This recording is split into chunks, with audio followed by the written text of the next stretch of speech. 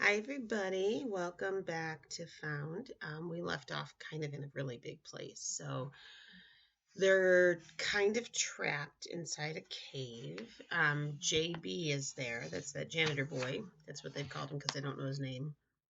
There's also somebody named Gary, and looks like Jonah tried to escape. He was knocked against the floor, and looks like Gary and JB are fighting, and they're all trying to get involved, and suddenly there was a gunshot.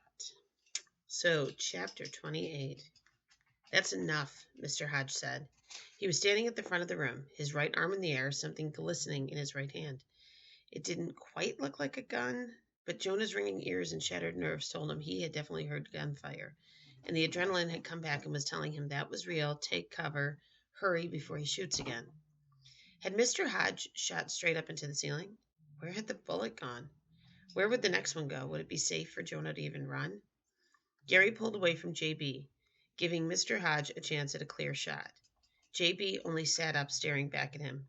You weren't supposed to bring that into the 21st century, JB said. You know that that's illegal.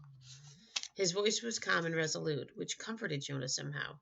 If JB wasn't afraid, then maybe Jonah didn't need to have quite so much adrenaline coursing through his system. Then JB's words sank in. You weren't supposed to bring that into the 21st century? Was that proof that JB and Gary and Mr. Hodge weren't even from the 21st century? Jonah wondered. Did that mean Angela's theory was right? He still didn't want to believe it. Desperate times call for desperate measures, Mr. Hodge said with a shrug. Surely you've heard that one before. These are desperate times because of you, JB retorted. I did not choose this century, Mr. Hodge said, taking a step closer to JB and lowering his arm slightly so the gun, or whatever that was pointed back at JB. Children, you need to get away from this interloper. This doesn't concern you. Before any of the kids had a chance to move, JB reached out and grabbed the girl, who had wondered if the fight was a role play. I think Ming Reynolds, her name said. The force of his grasp knocked her name tag from her shirt, and it went fluttering to the ground, showing the name, then the blank side, then the name, then the blank side. JB had jerked Ming upright so they were both standing, and he was holding her tightly against his chest like a shield. Oh, you wouldn't hurt one of them, JB said. It might cut into your profits. What are you getting per kid? 1 million? 2 million? Well, that's only one minor Chinese princess from the 4th century, Mr. Hodge said, keeping his arm steady. Very obscure. Who says I wouldn't sacrifice her to keep all the others? A minor Chinese princess from the 4th century? What? Jonah thought. He felt frozen. He felt unable to do anything but watch JB and Mr. Hodge stare each other down. Um, Hello? This seems too realistic. I'd like to stop this now, Ming said. JB looked down at the girl, frowned, and carefully set her to the side. Jonah immediately stepped in between JB and Mr. Hodge.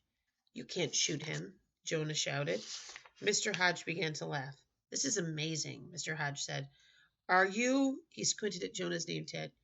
Jonah Skidmore. So that means that you're really. Mr. Hodge peered down the small silver object in his hand, and JB wondered if maybe it wasn't a gun after all. Maybe it was like a BlackBerry or a really high-tech tiny computer with an audio system. Maybe his mind was just trying once more to turn something surreal and unbelievable into something ordinary and familiar and easily dismissed.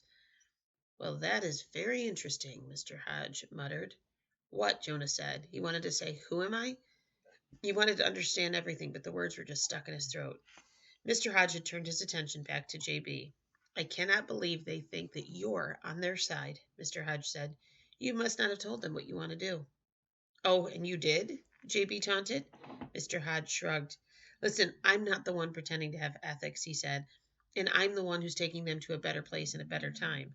Well, if the future is still there after we release this ripple, JB said. Jonah wondered if, on top of everything, on top of developing claustrophobia, he might also have begun to hyperventilate, because JB and Mr. Hodge's conversation seemed to be making less and less sense. Oh, that's right, I forgot. You're allowed to play with time and no one else is, Mr. Hodge said. We have to protect it, JB said. You have wounded it so badly that we can't follow any of the old rules anymore.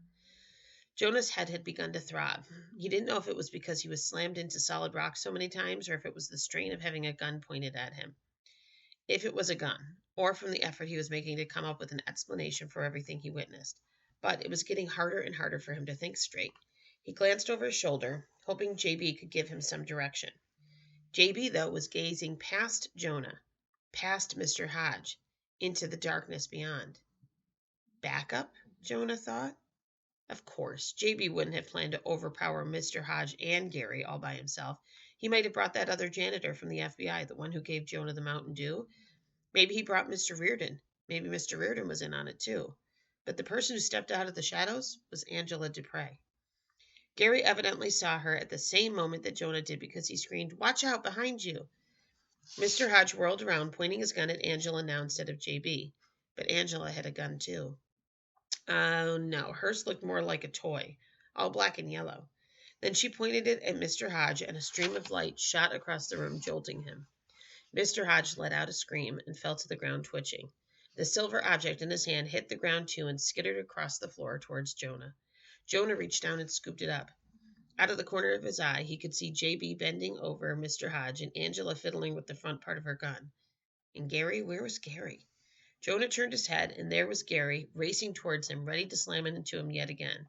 Jonah took a step back, but it wasn't necessary, because before his second step, Gary was on the floor screaming and twitching, just like Mr. Hodge. Is that a ray gun or a taser? Jonah asked in awe, because this might be finally proof that he couldn't ignore. Nope, Angela said. It's a regular sensory taser. I ordered it off the internet. But the lights, Jonah said, and the... Oh, that's just a laser tracking system, Angela said. The electrical charge goes through the barbs. Jonah saw that JB had looped thin silvery bands around Mr. Hodge's wrists and ankles and was pulling the little barbs that looked like fish hooks out of Mr. Hodge's chest. Then he rushed past Jonah to do the same thing with Gary. Both men had stopped screaming and twitching, but they seemed too dazed to put up any resistance at all. Quickly, Angela, get the ropes, JB said, so we can tie them up firmly. Angela rushed back to the dark section of the cave. I'm a Boy Scout, Jonah said, turning towards JB. I could help with that. Instantly, he felt humiliated for saying that. How nerdy could he be? He didn't have to look back at Catherine to know she was probably rolling her eyes, saying, really, we're not related by blood. JB grinned as he straightened up. Thanks, Jonah, JB said. You've been very helpful today. Why don't you just hand me that elucidator, and then we'll help you tie some knots. He had his hand outstretched, his fingers close to the object in Jonah's hand, then so easily that he could have grabbed it himself. But he clearly was expecting Jonah to pass it over without a problem. He waited patiently. This thing? Jonah said, pulling back a little. He looked down at the object, which seemed more like a remote control to him. This is called an elucidator? What does that mean? It means it's not something you want to mess with, JB said. It's very dangerous. Jonah remembered Mr. Hodge looking at him, muttering about Jonah's identity. He said, so you're really, and well, that's interesting. This elucidator is from the future, isn't it? JB asked, holding it out more tightly. JB hesitated. Yes, he said finally. Jonah took a step back. JB stood there waiting, but he was squinting now, getting anxious. Beyond JB, Jonah could see all the other kids watching him, wondering what he was going to do. Moments before, some of the kids had been shrieking as loudly as Mr. Hodge and Gary, but now, too, even they had gone silent. It seemed like everybody was holding their breath. Jonah, JB said, give me the elucidator now. Jonah raised the elucidator, but only to point it at JB. No, he said, and we're going to stop there.